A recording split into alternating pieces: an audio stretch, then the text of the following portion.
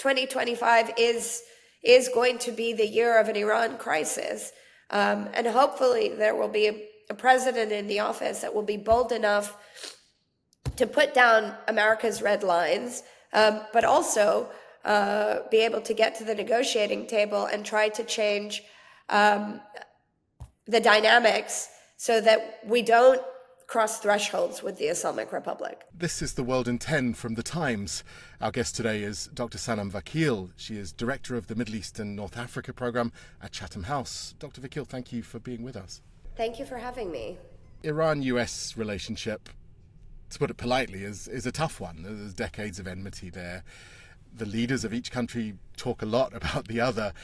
Well, what's your sense about what kind of work may be going on inside Iran's leadership to prepare for the two possible outcomes of the US election next month? Well, you're quite right. The relationship between Tehran and Washington has been fraught for decades, to put it mildly. And certainly there is, after so many decades, I think a lot of misunderstanding about the other.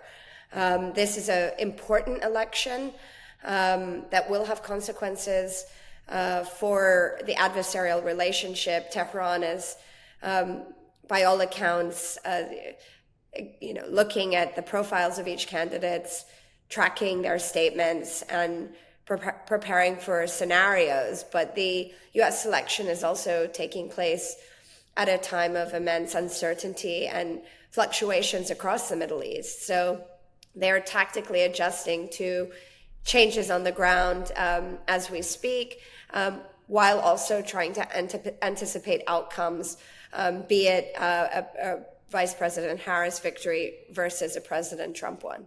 Do you get the sense that one candidate would be preferred by Tehran over the other? Well, I think instinctively, President Trump, promises a very big game. It talks up the possibility of a grand bargain or a new deal with the Islamic Republic. At the same time, though, he has made very strong statements in favor of reinforcing sanctions on the Islamic Republic to push them back to the negotiating table. I'm not particularly optimistic that President Trump can deliver a bigger, better, stronger, longer deal with Tehran, really because it's not just in the president's hands. His advisors, many of whom are quite ideological and are looking to contain, if not regime change, the Islamic Republic, might not be supportive of those policies and block that kind of agenda. For Tehran, I think Vice President Harris is a better scenario, but in recent weeks we have seen the vice president shift much more to the right, trying to perhaps pick up votes and appeal to undecided Republican or independent voters, trying to show that she's tough on security. She's made very strong statements with regards to Iran being a very large-scale security threat for the United States, which it is. But at the same time, I would anticipate that she would try to continue President Biden's approach, which has been to find temporary accommodations with the Islamic Republic. The Iranian nuclear program is advancing rapidly, and I imagine that this issue is going to come to a head for international and Western policymakers in 2025. We saw that warning from US intelligence agencies that Tehran was using cyber attacks and disinformation to what they called stoke discord and undermine confidence in democracy.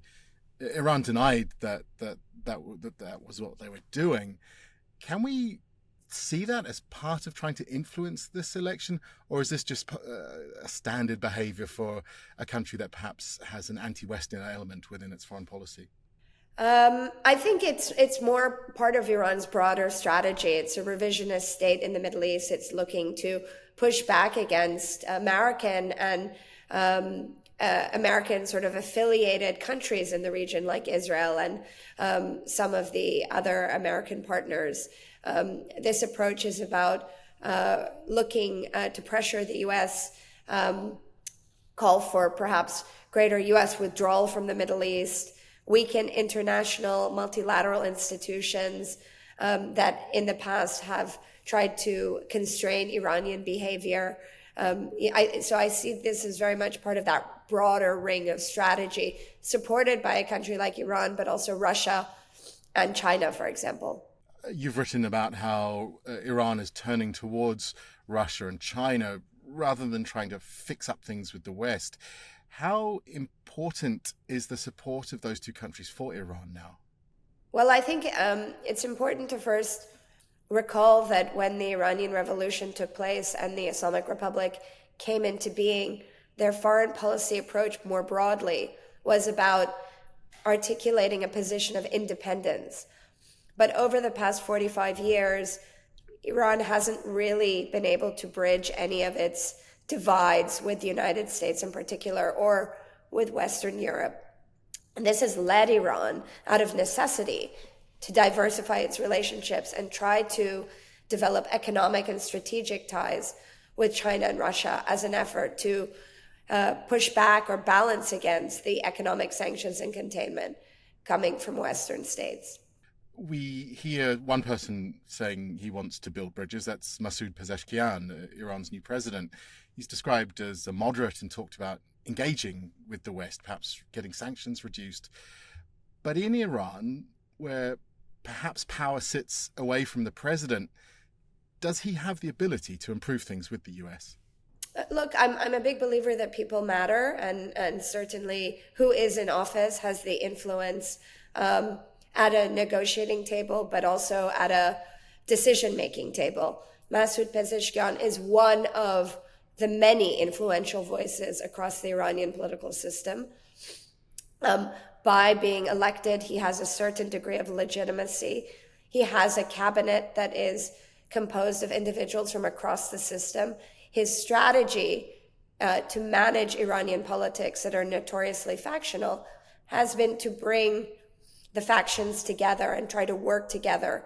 And his approach in reaching out to the West isn't about transforming Iran or resolving the cascade of Iran challenges that the West sees, but rather it's about reducing sanctions. And he is aware that the only way to improve Iran's heavily sanctioned but also deeply corrupt and mismanaged economy is through negotiation with Europe, UK, and the United States above all.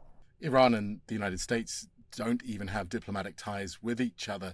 Does that complicate starting those talks to improve things? It certainly does. The lack of direct dialogue has made it difficult for policymakers in Washington and Tehran to sit around the table. And without that eye contact, direct contact, you have to work through mediators. Over the past few years, Iran refused to engage in direct dialogue on reviving the Iran nuclear agreement with Washington. This very much prolonged processes where intermediaries would have to shuttle back and forth between rooms in one hotel, for example. But they do have back channels. The Swiss have long played a very important role in communicating and managing relations, and other Gulf countries like Oman and Qatar play important negotiating roles as well. There are many channels open now, but the Iranians just the other day announced that in this climate of uncertainty in the region, with Israel executing a multi-front war, Iran is unwilling to proceed even with indirect dialogue until after the election is over and until the political landscape in Washington is clear. They sort of argue that, policymakers in America complain that they don't know who they're talking to. And now Iran is sort of turning that on its head and saying the same thing about Washington. So we see that widening war. Many think Israel will again strike Iran before the US election.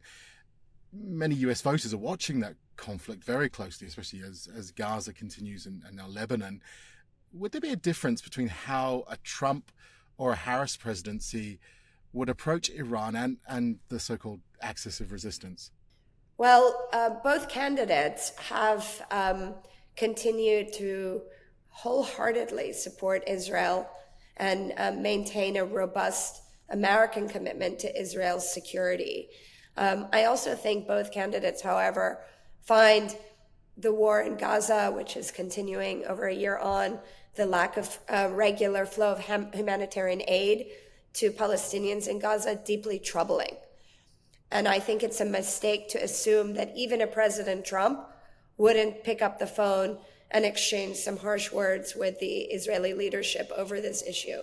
But I think both candidates do see Israel's expansion into Lebanon as a unique opportunity to degrade Hezbollah's military capacity, but also perhaps very maybe ambitiously also try to rewrite the balance of power in Lebanon.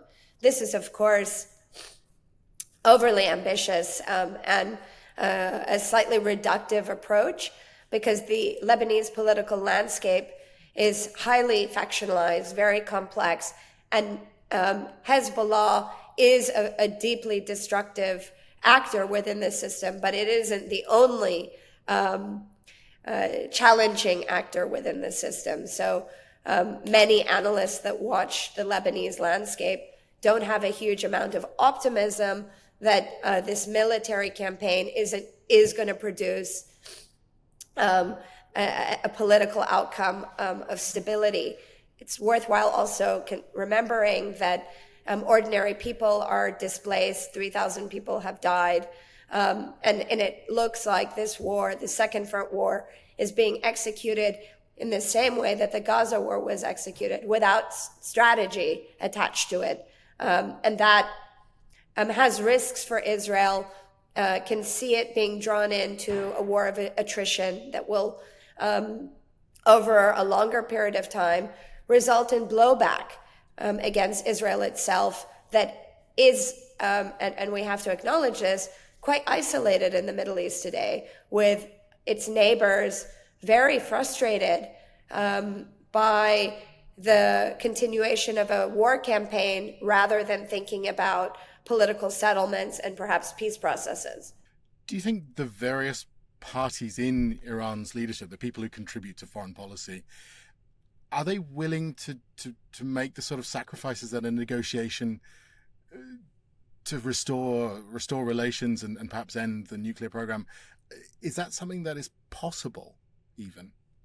I think with the right mix of pressure and incentives, anything is possible. There has to be enough on the table to convince Iran not to end its nuclear program, because that ship has sailed, but to constrain further advancements in its program. And at this point where we are is to prevent Iran from weaponizing its program. So Western policymakers have enough tools in their toolkit to pressure Iran, but also perhaps to tempt Iran back from this brink.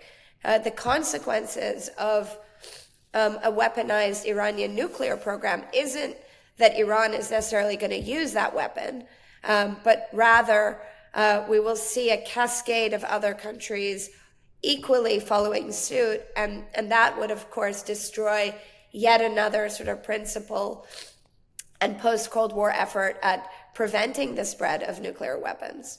How do future relations between Iran and the US look? From outside Iran, it feels like there's a disconnect between what the public want. We saw the Masa Amini protests, and what the leadership want. How do you see things changing in the coming years?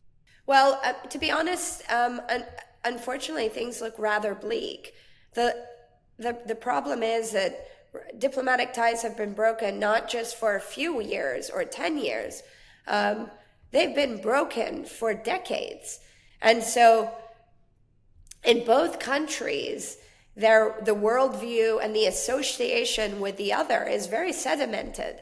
And I think it's going to be very hard to unravel that interpretation, those activities, that enmity that is now very much baked into both systems. I think what can be achieved are marginal, sort of time-limited agreements that can if maintained, build trust, a bit more accountability, and protect both sides' security interests. But it requires deterrence, dedication, and diplomacy to get there. Is it your sense that either US presidential candidate has that determination and that sense of urgency? Well, it's hard to say, really, because US leaders for quite some time now have been deprioritizing the Middle East and Middle East conflicts. The United States has domestic dynamics that it has to attend to. It has an immigration crisis. It has broader geopolitical challenges. Iran is a subsidiary of some of these challenges.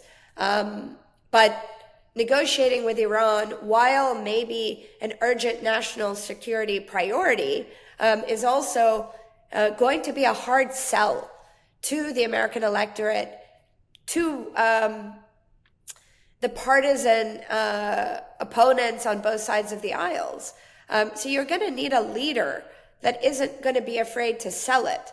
But I mean, I think 2025 is going to be the year of an Iran crisis. And hopefully there will be a president in the office that will be bold enough to put down America's red lines, but also be able to get to the negotiating table and try to change the dynamics so that we don't cross thresholds with the Islamic Republic.